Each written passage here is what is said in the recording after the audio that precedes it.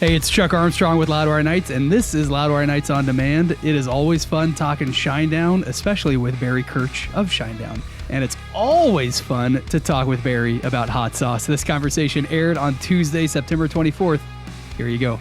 Well, last time tonight's special guest was with us, we joked about how his front man always does the interviews and how we should really give the drummer some more airtime. So we're going to do that again tonight. Hanging with us is the one and only Barry Kerch of Shinedown. Barry, thanks for being here, man. Thanks for doing this again. I thought I ruined it last time.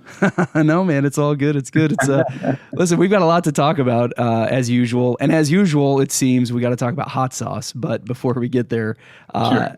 How's the year been going for you, man? The year's been great. You know, it's kind of one of those things. We finished touring and everything kind of slowed down for a second.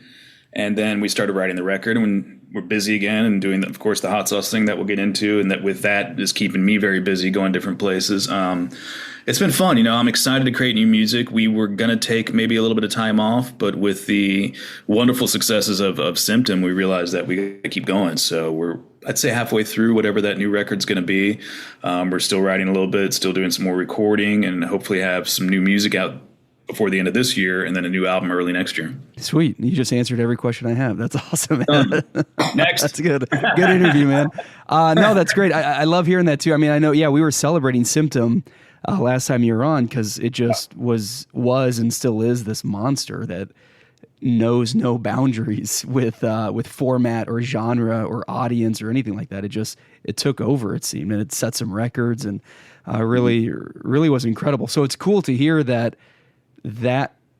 inspired you guys to keep going and to not just sort of revel in it, but actually to keep moving forward. Yeah, you know, it was a mission of ours, especially with that song or with our music in general, to break down these walls that have been put up in the radio markets and in the world in general, where you're a pop artist, you're on pop, you're a rock artist, you're on rock, and you know, who cares? If it's a good song, it's a good song. And it used to be when we were children, and I think we talked about this before, that was okay. You know, you'd hear Bon Jovi into Madonna into, you know, whoever, you know, Crosby, Stills, and Nash, and you're like, oh, well, those are three great songs. What a great day, you know?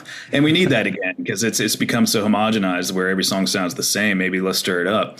And, you know, with that success, you know, you've known us for a long time. We're not one of those bands that rests and go, look at what we did. This was great, and sit there and look at it. We go, oh, yeah, that was great. What's next?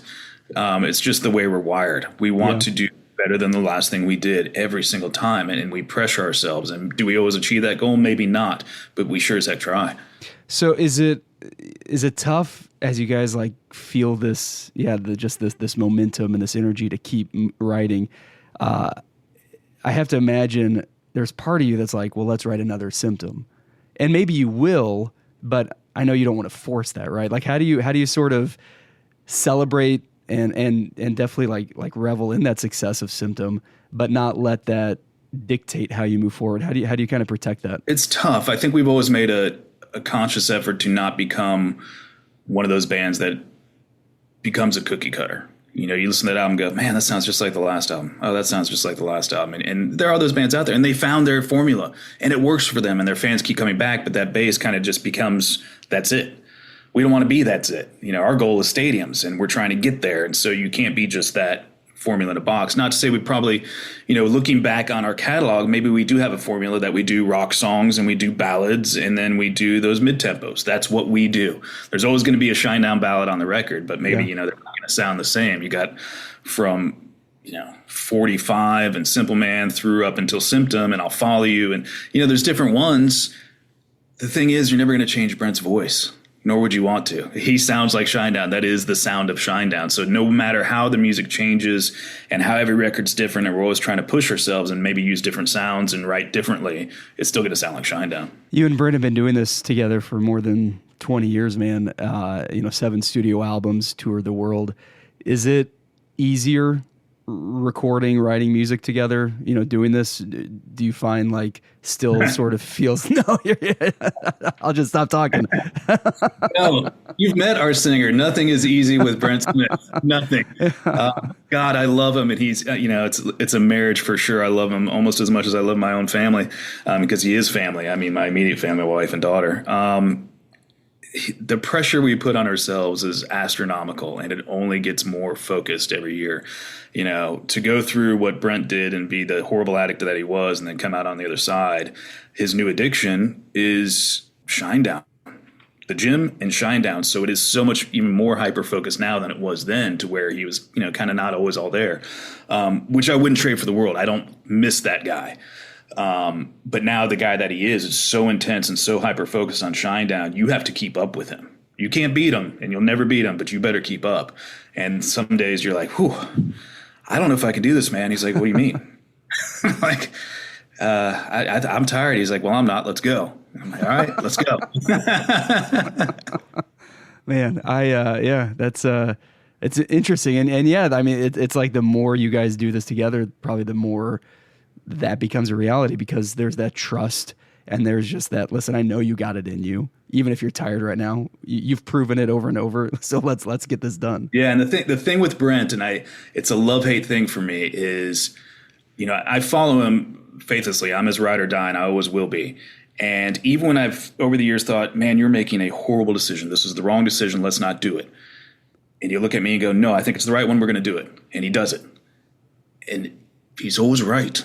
He's always right every single time. I'm like, how did you know? And he's like, I just knew. I just followed my heart. I knew. And I said, but I could have swore you were going to be wrong. He's like, no, just follow me. And I'm like, dude, for the rest of our journey together, I will always, you know, no pun intended, I'll follow you. You know, that's just what I hate people like that. You know, it's just so frustrating. Well, listen, while Brent's at the gym and, you know, doing all that stuff, you've been busy making hot sauce, which I love, man, and I can't get enough of this. So last time you were on the show, Shinedown had one bottle of sauce out. It was the Symptom Chipotle garlic sauce, and you promised us 2 more were coming, and you delivered on that promise. We've got the Devour pineapple jerk sauce and the attention, this is hot mango habanero sauce. How's it feel to have 3 Shinedown sauces out in the world? It's exciting. You know, this has been a journey. Like I told you, it took 5 months in the making just to get the first one out, and now to have all 3 out. It's been fun, and it's been nice to really get to know the people over at Torchbearer. You know, that's who we partner with. They're the ones making the sauce. And after the work we both put in on creating the sauces, getting to know them, they're a family business. You know, they've been around 20 years, almost as long as Shinedown. And it was 2 college guys that got together. One of their fathers helped fund it, and they've grown over the 20 years into a factory. And it's still a family business. You know, they still work there. Dad still comes and visits. You walk in there's a picture of Dad and the guys, and a small staff of wonderful people. And I was able to, right before Attention was released, I was able to go visit their factory. It's in Mechanicsburg, Pennsylvania, just outside of Harrisburg, and hang out with them for the day and make a batch of the Attention, actually 2 batches of the Attention sauce. And we did our own version of kind of a hot ones with stale tortilla chips, which was painful. And I'm sure I'll release that eventually once we get that edited, because it's, you know, it's definitely it's interesting. But it was great to see that they too did that slow climb, and they're doing great and becoming this company that's a wonderful hot sauce company. And to be part of that now, I actually kind of feel really part of it, and it's a lot of fun to do. And now that with these 3 sauces out and the holidays coming, we got the 3 packs, and now we've talked about, well, maybe in the future, maybe next year we'll do something. You know, we don't know, so we'll see. It's been a fun journey, and you know, the reception of the sauces have been really good because they're good sauces. They are, man. I mean, all 3 of them are great, and they each have like their own kind of distinct flavor and distinct use. You know what you might put it on. Do you have a favorite out of those? Out of the 3? My favorite's the mango habanero, because I like a little more heat. Cool. And that one's a little bit thinner, so it's got a little more of the classic style of sauce instead of the thicker. I like them all, but I think for general use for me, I like mango habanero. Yeah, that definitely seems like like it's got the Tabasco kind of consistency. And but man, I keep going back to the jerk sauce. It's just, there's just something about it, because it's got a little bit of a kick, but the flavor to it is next level.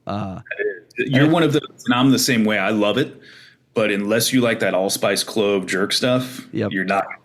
You know, like my family likes it, but then some people are like, yeah, but there's something weird about it. I'm like, oh, you don't like jerk food. That's fine. That's it. Yeah. No, and I love it, man. And so when I saw that, even before tasting it, I knew it was going to, you know, I knew I was going to love it. But, you know, I can't remember the first thing I put it on, maybe some chicken, and then I made wings with it. I Really smoked good some. on. Yeah, man, it was it really knocked me back. So First thing I pork belly, and it turned out amazing. that's amazing, man. Yeah, and the thing about all three of these is the flavor. You know, I think the symptom. I mean, it's got just a crazy takes over flavor. But all three of them. I mean, it's clear that you're not just trying to burn someone's mouth off. You know, you're really focused on the flavor, and that's just. I mean, that's what it should be. So I love all of these. You have those sauces like Da Bomb, and no offense to Da Bomb, I have some in my fridge, but that purely is to hurt yourself. It's not about the flavor. It's about, the shock value of a sauce. Yeah, for sure, man. So sounds like maybe, get through the year and obviously you've got other things going on with Shinedown, but maybe more sauces on the horizon? Maybe. That's literally just been a mention between Vid, the main guy at Torchbearer, and I, like, this was fun. Maybe we do something in the future with a new record or something like that. But we haven't even broached flavor profiles or even talked about that. So it's really just been like that'd be maybe fun to do kind of thing. Right on. But, something that you care about, something you love, right? Like a passion. And so hot sauces are out. Maybe new hot sauce is coming. Definitely new Shinedown music coming, right? Definitely. We can say that. Definitely new Shinedown music coming. Right. Hopefully sooner than later this year, and then a new record next year. Start touring again heavily next year with whatever this new. We got to start over again. The Planet's done. We have one more show this year for Planet Zero, and that's in at the end of this month. And then we got to redesign everything, which is always daunting. We got to recreate a show and do something. What are you going to do that's cooler than last time or different from last time? So we're kind of starting that mental process because it takes months. It really takes months to put together a killer arena show. Well, anybody who's seen Shinedown, man, they know how much work you put into it because you can see it just exploding out the stage, sometimes literally exploding out the stage. And it's awesome, man. I mean, you guys had such a jam-packed year of touring last year with some incredible, unforgettable shows. This year's been a little lighter, obviously, as we find out. You guys are working on new music, so cannot wait to see what comes next year, man. I can't either. Barry, it's always a blast hanging. Fans can stay caught up with everything going on in Shinedown's world and get details on these new hot sauces at shinedown.com. Barry, you are welcome back anytime, man. Let's do this again. I'll come on there anytime you want to see me. Right on.